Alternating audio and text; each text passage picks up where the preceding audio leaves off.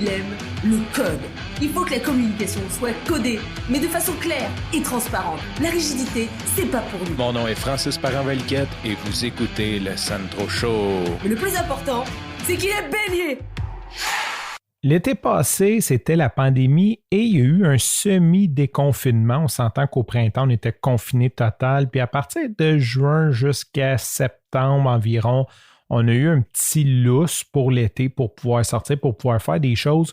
Ceci dit, nous autres, comme on était un noyau familial serré puis qu'on avait des personnes à risque dans le groupe, on n'a vraiment pas pris de chance. Et là, quand tu prends pas de chance, que tout est fermé, que tu es confiné, il n'y a pas beaucoup d'activités à faire avec les enfants, donc ça devient un petit peu compliqué. Il faut devenir un peu imaginatif parce que c'est bien beau aller au parc, mais tu sais, des fois, les enfants sont tannés.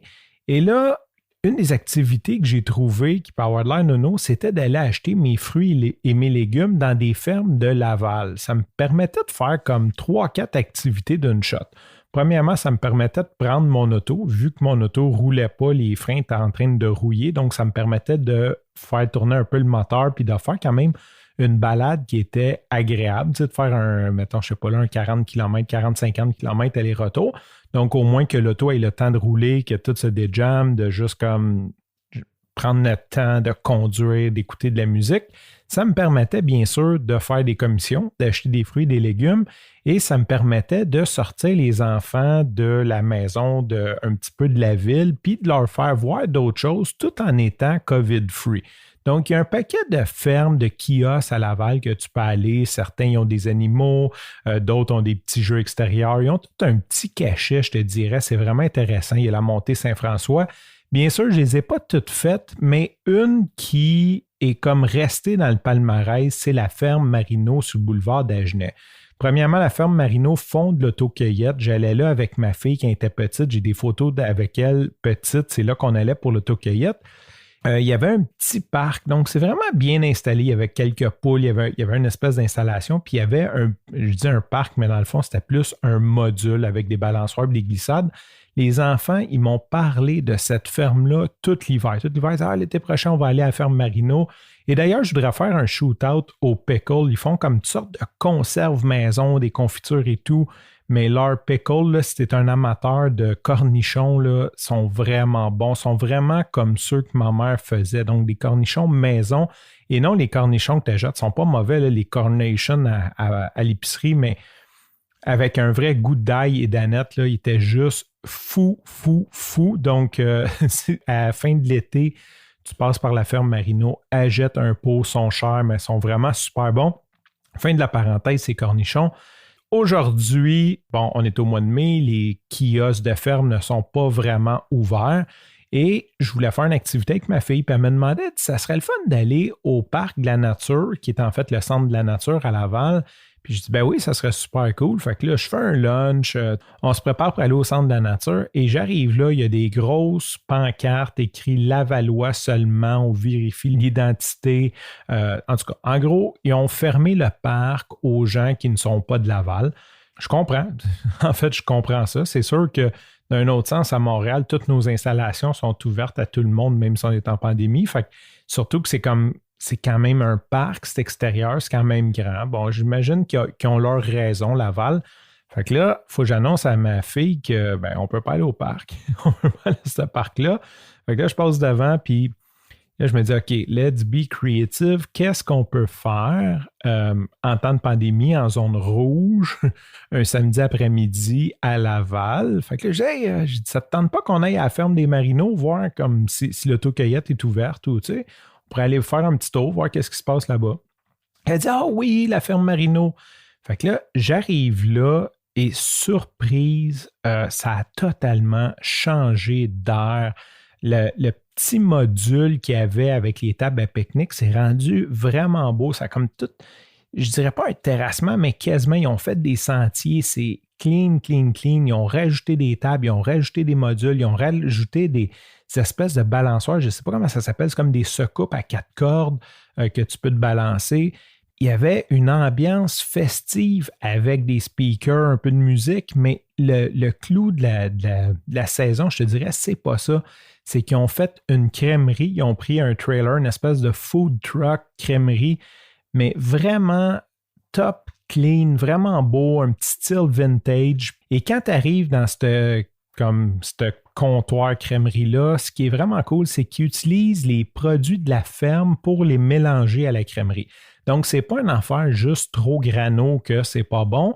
C'est une vraie crèmerie, mais comme il y a la machine à crème glacée molle, tu peux avoir la crème glacée molle à la vanille ou la crème glacée molle aux fruits de saison. Présentement, c'était les bleuets. Donc, il y avait la crème glacée molle aux bleuets. Et la dame, la fille, la demoiselle, je ne sais plus qu'est-ce qu'on a le droit de dire, qu'est-ce qu'on n'a plus le droit de dire aujourd'hui, qui s'occupe de ça, elle me dit que sa crème glacée aux fraises était simplement débile. Ma fille prend une slotch, un flotteur, c'était fraise et camerise. Je ne connaissais pas la camerise, donc je prends ça, j'y goûte une gorgée, je fais « Wow, c'est donc bien bon », même si je ne suis pas supposé prendre de sucre ces temps-ci, j'ai triché, j'ai pris un demi-verre de slotch parce que c'était vraiment trop bon, le goût de la slotch avec des fruits frais de la ferme, c'est juste fou. Belle découverte, c'était vraiment agréable. Pour vous donner une idée, là, ma fille a dit « Ah, je veux rester tout le temps ici, c'est trop le fun, je veux qu'on vienne habiter à la ferme Marino », tellement qu'elle était bien, tellement que c'était agréable. Puis c'est ça, fait que j'en ai profité en même temps, comme j'ai vraiment aimé mon expérience, pour poser quelques questions aux créateurs qui sont des cousins-cousines que j'imagine de la famille Marino, puisque c'est une entreprise familiale. Et la première question que je leur ai posée, bien sûr, c'est comment est venue l'idée de partir une crèmerie? C'est lui, là! Mon Dieu. C'est parti de tellement loin. À la base, je voulais juste faire une genre de station fraîcheur dans le champ durant l'autocueillette, que le monde puisse arrêter, se prendre un drink, se rafraîchir un peu. Puis de fil en aiguille, on s'est dit tant qu'à faire ça, on peut faire ça. Tant qu'à faire ça, on peut faire ça. Mais tant qu'à faire ça, on peut faire ça. Fait qu'on est rendu avec un food truck de crème glacée. On sert sludge, sundae, crème glacée molle, gelato, tous les classiques d'une bonne crèmerie, là. Tout artisanal, fait à la main, transformé ici même avec nos fruits.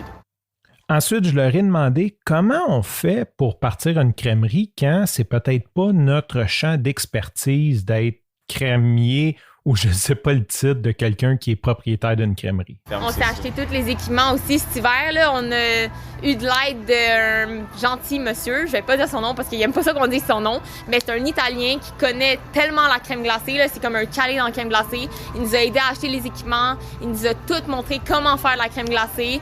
Puis là, c'est un peu grâce à lui que notre crème glacée est autant bonne. Là. Puis c'est ça, là, on a acheté un vraiment passionné, là. Comme j'avais jamais entendu le nom d'une camerise, je me suis dit que ça pourrait t'intéresser aussi de savoir qu'est-ce qu'une camerise. La camerise, là, ça ressemble à un bleuet. C'est comme un bleuet plat allongé. Puis à l'intérieur, c'est comme rouge flash. Puis là, je les utilise un peu comme colorant parce que je voulais pas mettre des colorants. Fait que, mettons, dans ma crème glacée, je mets un peu de camerise dans ma crème glacée fraise pour faire comme que plus rouge parce que sinon, elle a l'air comme grise.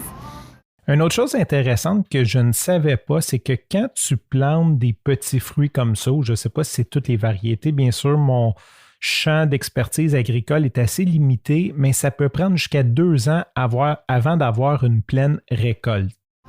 Puis c'est ça, là, j'ai découvert ça cet hiver, là, je veux en planter des champs cet été, puis on va en avoir à peu près dans 2 ans si on les plante cette année.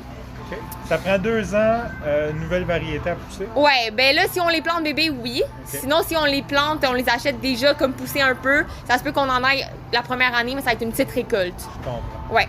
C'est comme les bleuets, là, quand ta première année, t'en as pas tant que ça. En terminant, je t'invite à aller faire un tour à la ferme Marino. Tu peux aller voir, il y a une page Facebook. C'est sur le boulevard d'Agenais à Laval, boulevard d'Agenais-Ouest, quasiment rendu à Arthur Sauvé, donc entre la 13 et Arthur Sauvé. Je t'invite à aller faire un tour. Je te remercie pour ton écoute. Je te dis à demain et bye bye.